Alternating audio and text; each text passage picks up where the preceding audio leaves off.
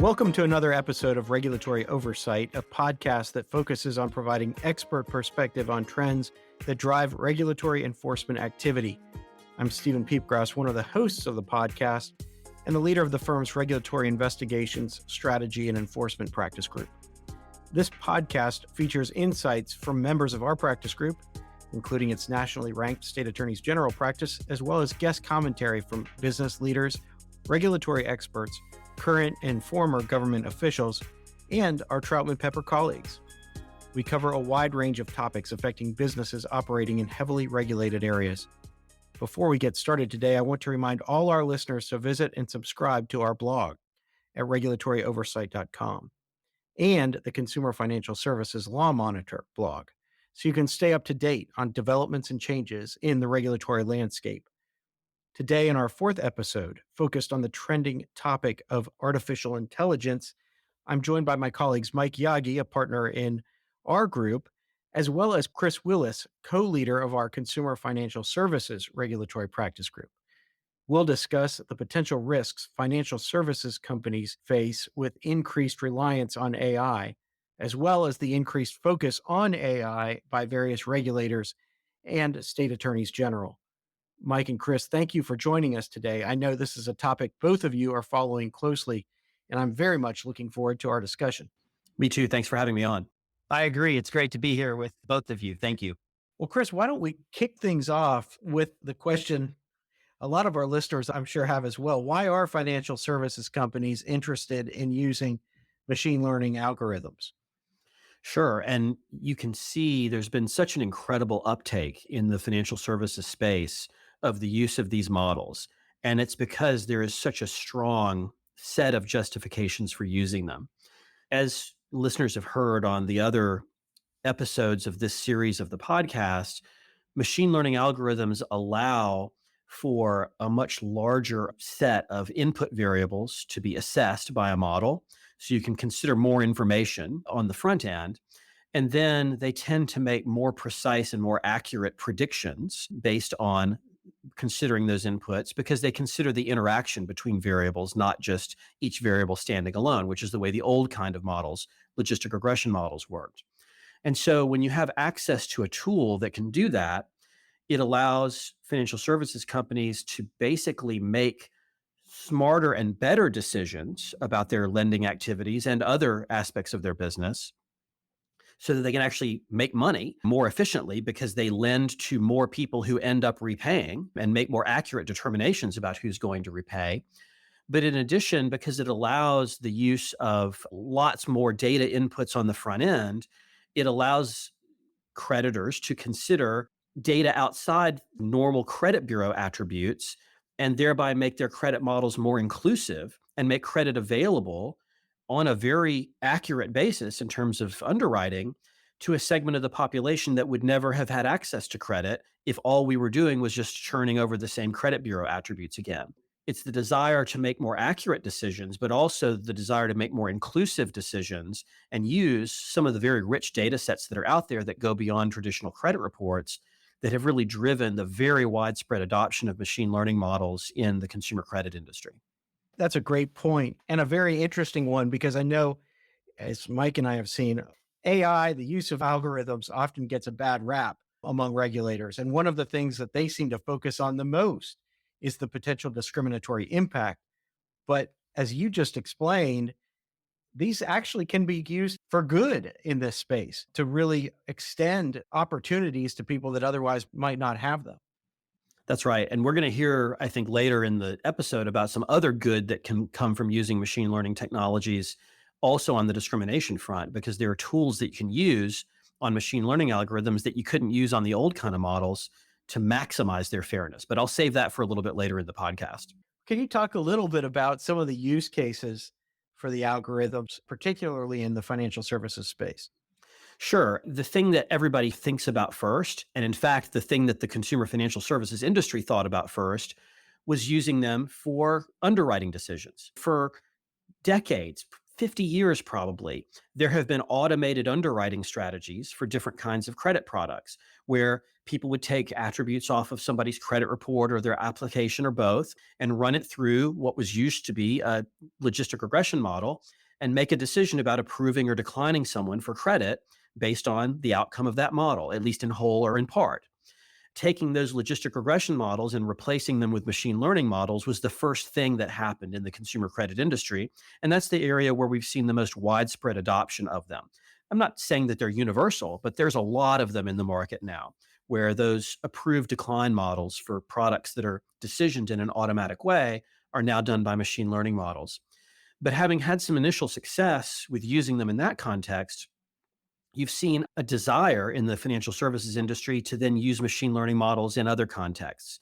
And so we see, for example, the use of machine learning models for things like servicing and collections, like looking at consumer behavior in response to various things that may happen to their account after they've already got the account, in terms of predicting when they might become delinquent or they might be having trouble repaying, to offer them opportunities to get on some kind of loss mitigation program. Or for accounts that are in collections, choosing the method of communication or the time of day where the person is most likely to be responsive. So instead of calling them every few hours throughout the day, the machine learning algorithm can predict when you're most likely to answer the phone, so you only get one call instead of 4 or 5 calls. Likewise, and unfortunately, fraud is a really big problem in consumer financial services. There are a lot of organized, very sophisticated criminals who perpetrate large scale fraud against consumer lenders. And so detecting fraud and preventing it, and I'm talking about both third party fraud, like you're engaged in identity theft, for example, or first party fraud, where you are who you say you are, but you're opening the account for the nefarious purpose of stealing from the creditor. Detecting that fraud by reference to a lot of the data that's out there is also something that people have started to use machine learning models to. And then finally, we've seen the adoption of machine learning and artificial intelligence for customer interactions. A lot of us has probably had the experience of having a website or a mobile app with a financial services provider where we can chat with a bot essentially that's not a real person, and you can ask it questions and it can provide some information without the necessity of a human having to answer unless you ask it a question it doesn't know. And so there's been a significant adoption of that, and there's machine learning behind those as well. Those have been the use cases that I've seen so far, but I think we're likely to see it come into additional aspects of financial services in the future. That's great, Chris. Can you describe some of the regulatory risks associated with using this type of technology in the financial services space? Sure. There's really, I would say, three of them that are foremost in people's minds from the regulator standpoint. First off, we have a long history of particularly the federal banking regulators like the OCC and the FDIC being very concerned with what we call in the industry model risk management. The idea is that those federal banking regulators are charged with the responsibility of making sure that banks operate in a safe and sound manner. In other words, that they make loans in a way that's not likely to fail the bank and trigger a claim on the FDIC fund. There's a large existing body of regulatory guidance about model risk management to make sure that the model is actually accurate and predicts appropriately and will weather changes in the economy and continue to be predictive. Whenever you take your modeling technology and move and say, oh, I'm not going to use the thing we've been using for the last 50 years, we're going to do machine learning now, the regulators are concerned to make sure that their general guidance about model risk management is followed with respect to these new technology models, because they want to make sure that they are accurate today in terms of allowing the bank to make loans that will mostly be repaid, and that they will be adaptable when economic conditions change, like, we have a recession or unemployment goes up or whatever. That's concern number one, is do they actually work, and will they work not just in the short term but in the long term, and can they be updated and refreshed and validated the way the old models were? That's number one. Number two is really the fair lending concern, which you made reference to earlier in the podcast, which is you hear a lot of press about the capacity for a machine learning model to produce biased or discriminatory results, which is true, but it's no less true of a logistic regression model. You can build a logistic regression model off of people's credit bureau attributes and it will have a disparate impact almost every time. All credit models do. It's unfortunate, but true. And there's no avoidability to it. If you underwrite consumer loans based on FICO score, that has a disparate impact. That doesn't make it illegal, by the way, right? No one's ever gotten into fair lending trouble for using FICO scores, even though they cause a disparate impact. And the reason for that is because business justification is a defense to disparate impact. And the business justification of accurately predicting who's likely to repay and who's not will leave a practice legal, even though it has a disparate impact. That's why FICO scores aren't illegal. But consumer advocates and regulators are concerned that machine learning models can result in biased or discriminatory outcomes, even in a way that is illegal, that's not justified by business necessity. And so I think they're very focused on reminding financial services providers that machine learning models are subject to the Equal Credit Opportunity Act, subject to these anti-discrimination laws, just like the old models are. And they need to be built and tested in a way that makes sure they are compliant with those laws. That's regulatory concern number two. And it really is probably the one that occupies the most attention from regulators and from financial services companies to make sure that we as the industry are in a position to show that the model was built properly and that it can withstand a regulator's scrutiny on fair lending. So that's number two. The third regulatory concern, and this is a tail on the dog, I think, is one of the things that's unique about credit, particularly when you're talking about making a decision about whether to approve or decline somebody when they apply for credit, is the Equal Credit Opportunity Act requires a declined applicant to receive what's called an adverse action notice. So if you ever apply for credit and you don't get it, instead you're going to get a notice saying, we declined you, and here are the reasons, essentially, of why your application was declined. The suspicion among some regulators, and the CFPB particularly voiced this in a guidance document that was released in 2022, is that machine learning models can be so complex and so tied to the interaction between attributes rather than the operation of single attributes by themselves, that it may be difficult or impossible to explain what were the top factors that led to someone getting declined on their particular credit application. My own view about this is that this was really a symptom of the earliest of the machine learning models that started to be adopted 5 years ago or something, 10 years ago. But I think the industry very rapidly grasped the need for explainability in machine learning models. And so techniques arose pretty quickly that allow the accurate derivation of adverse action reasons from a machine learning model. And if you ask me, I think the state of the art method to do that is by using Shapley values, which I'm happy to tell you about if you want to get into that. And that is the predominant method that we see industry use in deriving adverse action reasons from machine learning models is Shapley values. And so I think that problem has been resolved. Shapley values, I think, are accurate and provide good basis for adverse action reasons. But I think the regulators are warning the industry that it's important. And so we have to be in a position to prove that we're doing it and doing it correctly. But I think the technological challenge in doing that has really gone by the wayside. Focusing on what regulators are concerned about, have the financial services regulators given any guidance to the industry on how to use machine learning algorithms? Really, almost none. And that is a source of frustration for some in the industry. On the subject of just generally how to properly develop a machine learning model, to test it for fair lending, disparate impact, et cetera, I'm aware of little or no guidance from any of the regulators. I don't really think that exists. My perception is the regulators are still learning about the models, and they don't want to come out with something very specific or prescriptive when the adoption of the models is in a fairly new stage with the industry. And also, there's the opportunity for technologies and techniques to change rapidly. And so we haven't seen any sort of general guidance about machine learning models.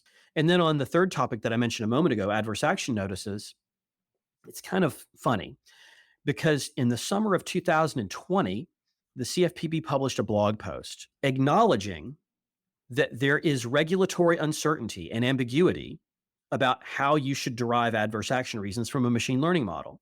And by way of background, there's official commentary in Regulation B, which is the regulation under the Equal Credit Opportunity Act, that provides specific methods for deriving adverse action reasons from logistic regression models. And it says, if you do it this way, this is okay, essentially. Well, those examples don't really work for a machine learning model. And the CFPB published in July 2020 a blog post saying, we understand that there's not guidance on this issue and it's the source of some uncertainty. And we're worried that uncertainty might deter the adoption of machine learning models because creditors aren't sure exactly how to do adverse action. Now, in fact, it did not deter the adoption of machine learning models because they're in the market now. But the CFPB said in that blog post, we're thinking about revising the official commentary to Reg B to provide this guidance. So I was excited. I thought maybe they were going to come out with that guidance. I mean, it's on a sort of smaller issue, but still, that would be nice. Fast forward to 2022, and the Bureau puts out the bulletin that I was mentioning just a minute ago that says in a very definite tone, creditors, you had better not use a machine learning model if you can't produce adverse action reasons out of it. And if you do, that's a violation of law. There's no exception for machine learning models, which nobody ever thought there was. So thank you, Captain Obvious. But the Bureau did not provide any of the guidance or clarity that they acknowledged was necessary and promised to provide in the 2020 blog post. That's an example of the federal regulators not just not giving guidance, but acknowledging that they need to and then not doing it. That's symptomatic, I think, of the general lack of guidance on this issue. And so everybody in the industry is forced to make their best judgment about the right way to do it. And we have a lot of ways to make the educated guess to do that, but we don't have a lot of experience or guidance from the regulators to empirically prove that whatever we decide is the correct way. Interesting. And, your observations in this area, I think, are even more broadly applicable. Whatever there's new technology being developed and the regulators start to think about how to regulate it, how to address it, there is a significant risk of them stepping in too early and locking in the technology in the midst of its development, but before it can develop to its maturity. And so in some ways, I would think we should take comfort in the fact that regulators are hesitating, recognizing that this is changing on an almost everyday basis when you read the headlines and you see all that's going on with the development in the AI space. I think in some ways, maybe we should be glad that they haven't locked us in yet, but if history is any indicator of the future, I am sure that will be coming before we know it. Yeah, we'll see. But one thing I'll say to the credit of the regulators is that certain of them are highly attentive to understanding the issues surrounding machine learning and are very educated about it and are consuming what's going on in the industry with a great deal of interest and analytical thought. I see evidence of that, for example, with the CFPB. And so I'm not sure that we're going to see the Bureau do something reflexive and inflexible. They seem to be paying attention in a thoughtful way. They haven't done anything yet from a guidance standpoint, but they definitely seem to be aware of the issues and asking the right questions. Yeah, that's very encouraging. Chris, as we wind toward the end of our conversation today, I'm sure our listeners would love to hear your perspective on best practices, especially in an area where we don't have a lot of guidance yet. What should they be thinking about in terms of best practices as they're developing and adopting machine learning models? I have a set of best practices that I use in advising clients on this, and I'll give sort of the high level of it. These have been developed really in reaction to public commentary by consumer advocacy groups, my own conversations with them, and my conversations with regulators. So even though they represent my best judgment, I think it's a best judgment that I've at least had the opportunity to socialize with some pertinent audiences. And so I have a pretty good feeling about what I'm about to tell you. First things first, when you develop a machine learning model, the way that works is you have a set of data to train it on. The types of machine learning models that the financial services industry uses, basically you'll take a big batch of data and say, okay, here's a batch of loans. Here's the information we had at the time the loans were originated, and then here's the outcomes. And then you throw that in and you let the machine learning model ascertain the correlations between the input variables and the combinations of the variables and the outcome that you're trying to predict, which is usually, did somebody pay or not? One of the criticisms of machine learning models, particularly from a bias standpoint, is that if you have a training data set or a development data set, those are the same thing, that doesn't have a broad or diverse enough population in it, that if there are members of protected classes in there, and the machine learning model won't know that, of course, it doesn't know what people's race or gender or age is. But if you have underrepresented groups there, the machine learning model can focus on idiosyncrasies about that group and will appear to correlate them with outcomes in a way that wouldn't be borne out in a larger population. That we call that overfitting a model, or the model overfitting itself. And so one of the potential sources for bias in a model is overfit on characteristics that are common to members of protected classes when the development data set isn't diverse enough or large enough or broad enough. So best practice number one is, let's start with the most diverse, broad set of development data that we can get. Now, there are limitations to that. You don't just walk into the store and buy a set of development data. People don't sell those a lot, and they have to have certain characteristics and be similar or from your product. But when you have the choice, choose for more inclusion in your development data set. So that's number one. Number two, think about your input variables before you start the training process, because so much fair lending risk can come from just a review of the attributes in a model. And certain attributes are things that I would look at or a regulator would look at and wouldn't look twice about. Things like your conventional credit bureau, like how many delinquent accounts do you have? Or when was your most recent bankruptcy? Or what's your credit utilization? Or stuff like that. What's your debt to income ratio? You can put those in a model all day long and it'll never raise an eyebrow. But there's a lot of data sources available now that go beyond those sort of traditional classic credit bureau type of attributes. And some of them will wander into either being or being close proxies for being a member of a protected class. And we know that regulators have certain attributes that they are highly suspicious of from a fair lending standpoint. Do yourself a favor and look at the attributes before you start training the model. And if there's something that looks like it's really going to be problematic, let's leave it on the cutting room floor early so we don't get halfway down the model build process and then have to extract it out because we determine it's a fair lending risk. So that's number two, variable selection. Number three, usually we will have variables in a model that have a bit of concern around them because they could cause disparate impact, but they also may be legitimate if they have enough business justification associated with them. And always in these situations, we have to weigh business justification versus regulatory risk. Because again, business justification goes to how much an attribute contributes to the model's predictive performance, which we care a lot about from a business standpoint. But also remember, business justification is a defense to a disparate impact claim. So we have these variables that we're not sure about that will be in contention for being in the model.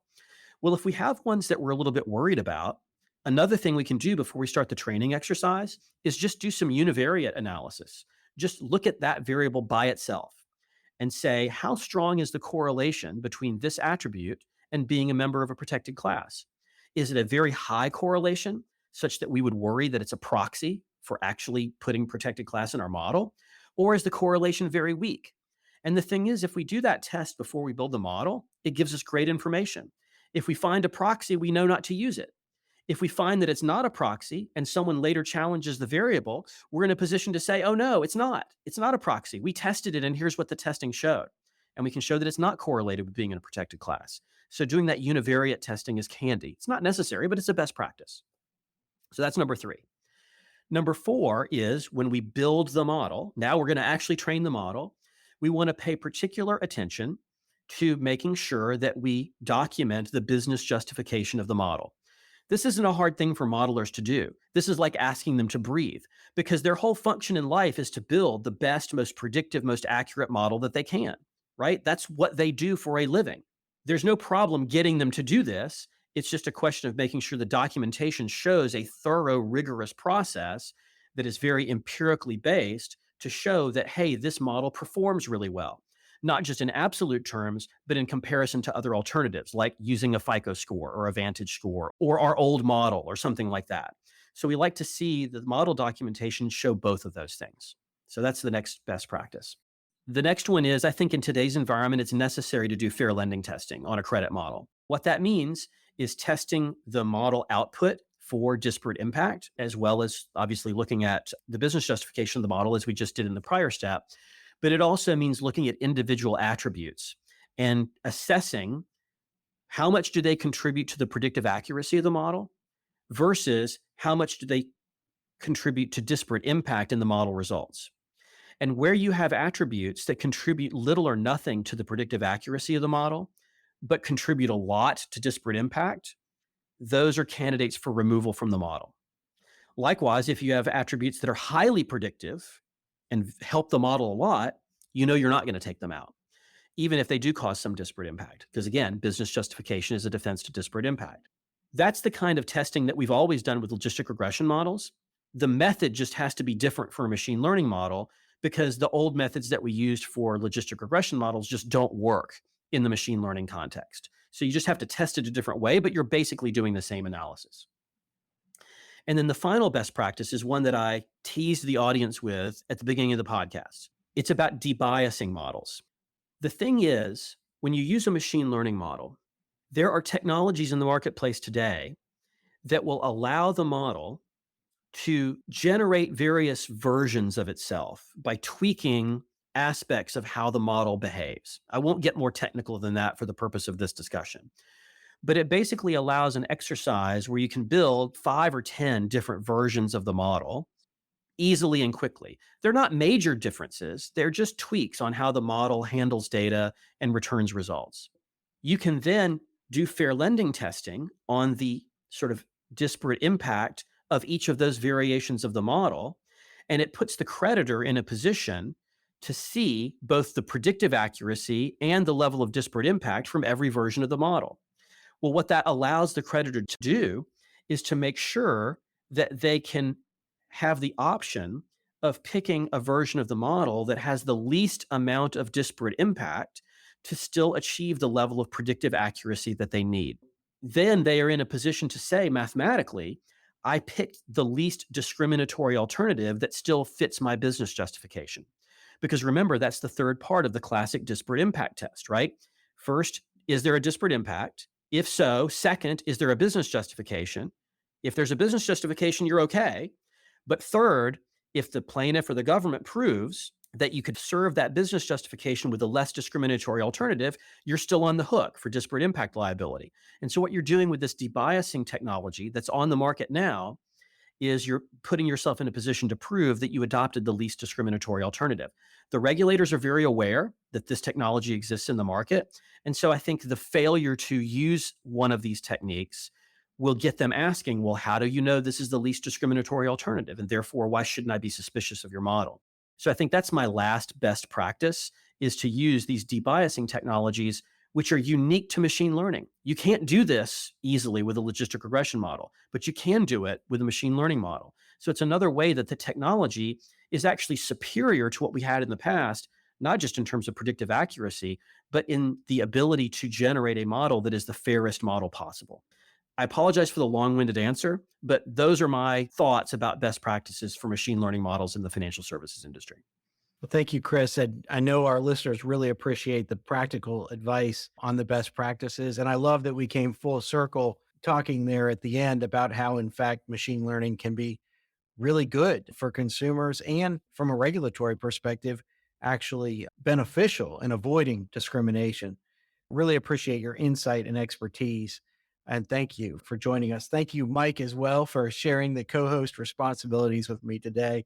I know our listeners very much enjoyed the insights, and I want to thank the audience for tuning in.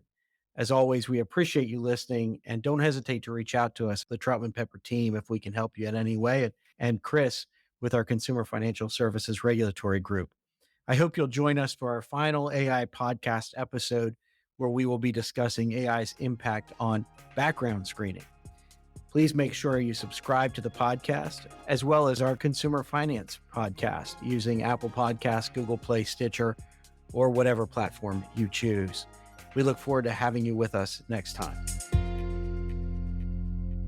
Copyright Troutman Pepper Hamilton Sanders, LLP. These recorded materials are designed for educational purposes only. This podcast is not legal advice and does not create an attorney-client relationship. The views and opinions expressed in this podcast are solely those of the individual participants. Troutman Pepper does not make any representations or warranties, express or implied, regarding the contents of this podcast. Information on previous case results does not guarantee a similar future result. Users of this podcast may save and use the podcast only for personal or other non-commercial educational purposes. No other use, including without limitation, reproduction, retransmission, or editing of this podcast may be made without the prior written permission of Troutman Pepper. If you have any questions, please contact us at troutman.com.